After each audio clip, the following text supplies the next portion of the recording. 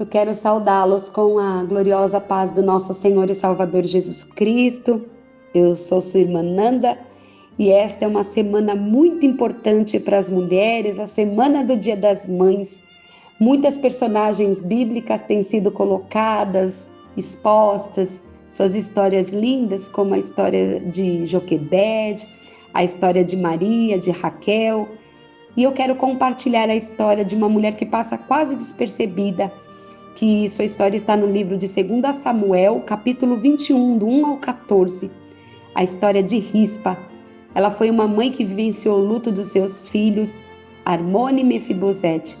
Eles foram enforcados e deixados ao relento para pagar algo que eles não cometeram. Esse fato aconteceu para que fosse paga uma vingança de sangue dos gibeonitas e foram massacrados pelo insensato rei Saul. E para entender melhor essa história, é necessário que nós voltemos no livro de Josué, capítulo 9, do 3 ao 15. Gibeon era uma das 4 cidades importantes dos heveus, povo cananeu. A ordem do Senhor era para que os israelitas exterminassem os cananeus. Deus não queria que os hebreus fizessem aliança com esse povo pecador, promíscuo, idólatra, perverso. Os gibeonitas usaram uma estratégia para enganar Josué e todo o povo de Israel, fazendo uma aliança com os hebreus. Esse fato aconteceu porque Josué não consultou o Senhor e com isso os israelitas foram obrigados a não exterminar os gibeonitas. E depois disso, o insensato Saul, depois dele quebrar a promessa e massacrar os gibeonitas, trouxe 3 anos de seca a Israel. E no auge de resolver o problema, Davi também não consultou o Senhor e fez um triste acordo com os gibeonitas. O acordo foi que 7 descendentes de Saul fossem enforcados, e entre eles os filhos da concubina Rispa. Mas o que uma mãe em luto poderia fazer por seus filhos já mortos?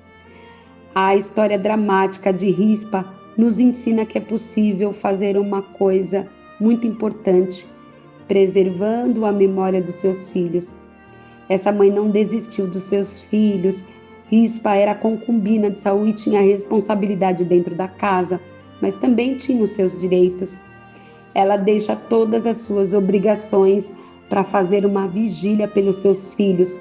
Ela tomou um pano de saco, estendeu sobre si, sobre a penha, e desde o princípio da ceifa até sobre eles cair a chuva do céu. Rispa nos ensina que as coisas mais urgentes não devem tomar o lugar das coisas mais importantes. Ela vai até o monte onde estavam seus filhos enforcados e fica ali, desde o princípio da ceifa até cair chuva do céu, isso em torno de 6 meses. Aquela mãe de luto desejava um sepultamento digno para os seus filhos inocentes. Eles não cometeram pecado para que servissem de alimento para as aves dos céus e nem para os animais dos pastos. Uma das coisas mais tristes que nós vemos hoje nas igrejas, nas casas, até nos nossos meios de oração, são quantas mães têm chorado pelos seus filhos, que para o mundo estão mortos, mortos no pecado, mortos para tantas coisas, vivendo sobre o jugo de drogas, de prisões. E essa mulher, ela nos encoraja a estarmos com o nosso pano de saco, que simboliza a palavra de Deus e suas promessas, para que nós venhamos vigiar os nossos filhos espiritualmente e acreditarmos que para Deus nada é impossível. Nós devemos fazer como essa mulher fez. Ali ela estava com um pano de saco espantando as aves de rapina. Para nós, isso pode simbolizar as drogas, a prostituição, as depravações, a imoralidade.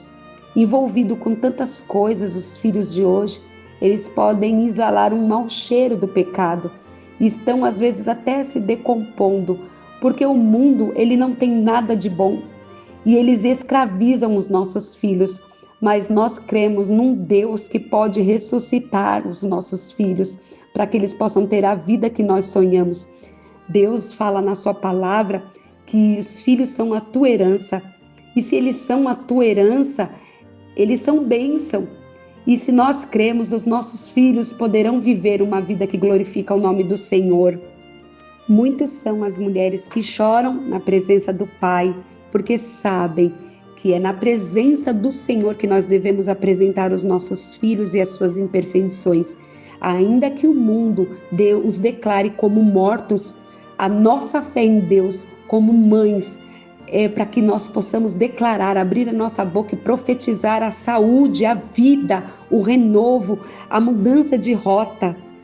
Rispa, somos nós que demonstra o seu amor pelos filhos, e o Senhor demonstra o amor pelos seus filhos pecadores, não pelo pecado, mas pelos filhos, e através das nossas orações, das nossas intercessões pelos nossos, o Senhor sim pode salvar, curar e libertar. Imagine o que Rispa não estava passando, os corpos estavam se decompondo, imagina o mau cheiro insuportável, mas ela não desistiu de ficar ali velando pelos seus filhos, ela não arredou o pé, não passou a responsabilidade para os outros. O que está na mão de uma mãe, a mãe precisa fazer. A lógica era que ela abandonasse também, porque o mau cheiro devia estar insuportável. Quantas pessoas deviam falar para ela, você está louca, ele já morreu, ele já cheira mal. Mas a mãe que crê nas promessas do Senhor, ela se coloca diante da presença de Deus e fala, ainda que está cheirando mal, ainda que para os outros está morto, eu acredito que o Senhor possa fazer viver novamente.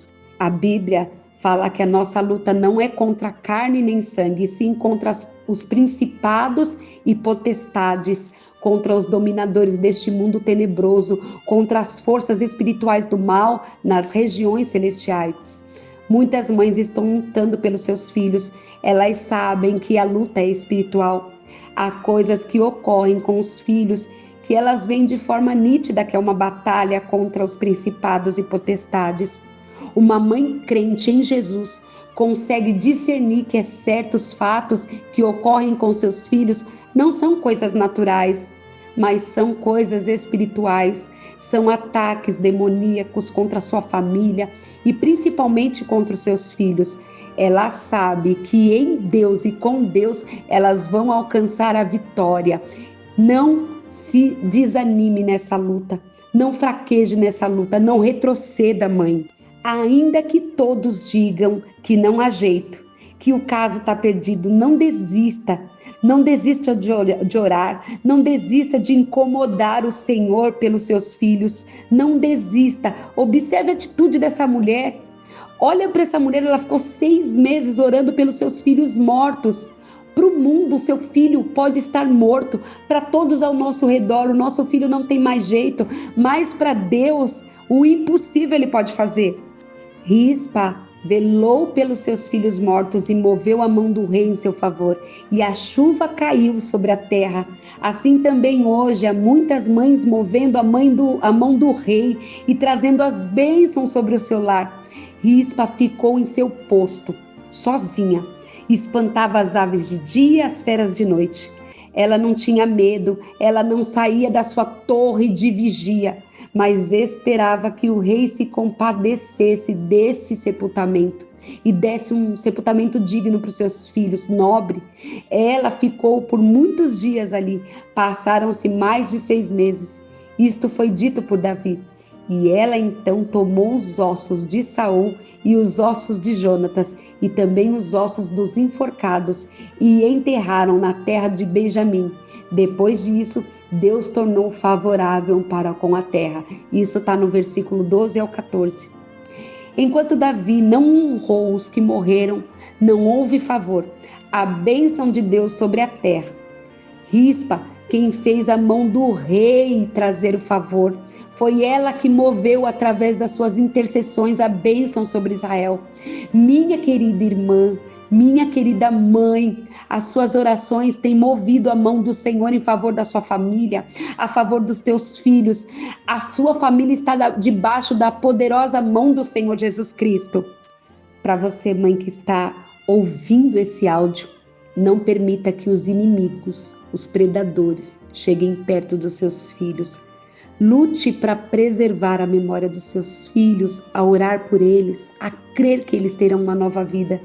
Que seus filhos sejam conhecidos como servo do Senhor e possam honrar ao Senhor em todas as forças.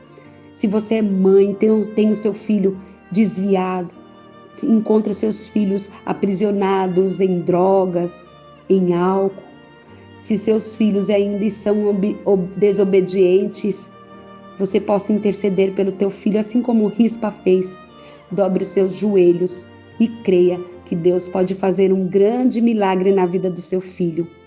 Eu oro nesta hora por esta palavra e que seu coração possa estar sedento da cura, do amor de Deus para os seus filhos. Amém?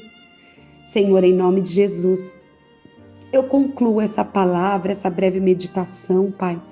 Essa mulher tão maravilhosa, um exemplo de força, um exemplo de mulher, um exemplo de mãe, Pai.